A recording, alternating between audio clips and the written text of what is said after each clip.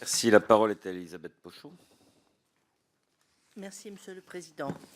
Monsieur le ministre, il est un phénomène qui pèse très lourd dans le sentiment d'insécurité de nos concitoyens au quotidien.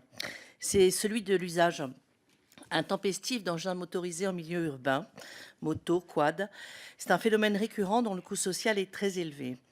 Les nuisances sonores troublent la tranquillité des habitants, particulièrement l'été, et provoquent l'exaspération des populations. C'est plus grave encore, ces rodéos constituent un vrai danger pour la population, aussi bien pour ceux qui s'y livrent que pour ceux qui en sont les témoins et parfois les victimes.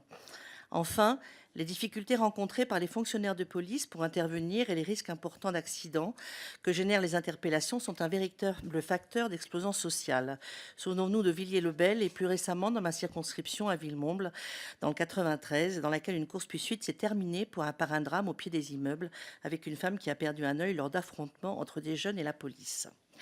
La loi du 26 mai 2008 réglemente la commercialisation et l'utilisation de ces engins, mais son efficacité est réduite.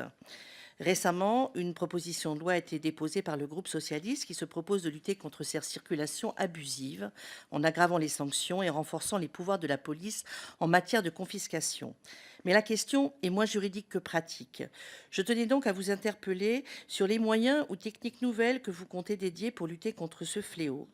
Je tenais à évoquer la proposition numéro 30 du rapport de la mission d'information sur la lutte contre l'insécurité sur tout le territoire, qui suggère d'étendre le dispositif de caméras piétons ou embarquées à de multiples territoires, ce qui pourrait faciliter l'élucidation et le repérage à moindre risque des contrevenants. Cette piste pourrait-elle être envisagée ou envisageable sur le plan budgétaire ?